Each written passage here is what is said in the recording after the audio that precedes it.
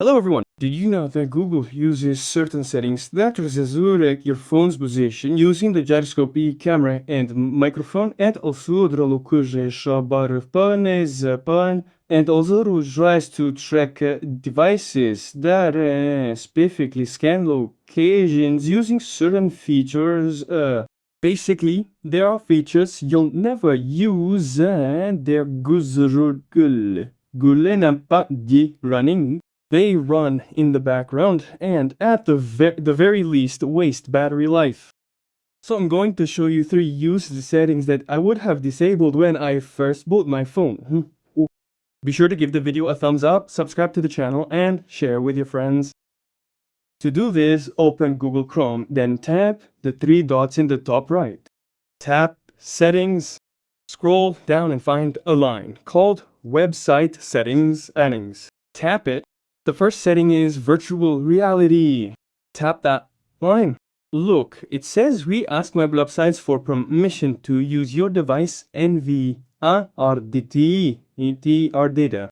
Basically, there are a lot of websites these days that are, let's say, fancy and have 3D images. And not only that. And anyway, if you use 3D glasses, I don't think you'll be using them specifically for viewing information through your phone, and that drains your battery. So let's turn off this slider and go back below here. Look, augmented reality. It's the same thing. So here we're allowing the website to request permission to create a 3D map of the location you're in and track the camera over the Demokoro's position. But think about it, this is only for specialized equipment that recreates 3D terrain and the like and mom. Basically, this setting isn't helpful at all for the average person.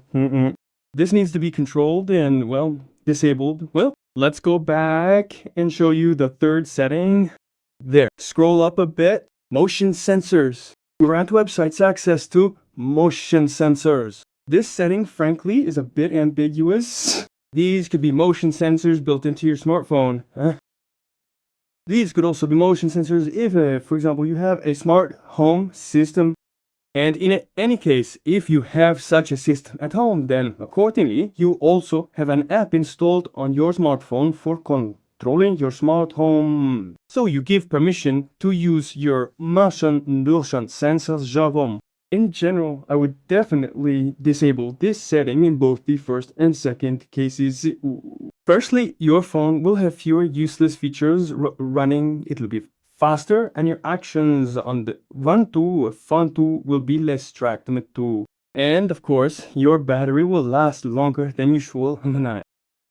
You've done a great job for your phone and for yourself.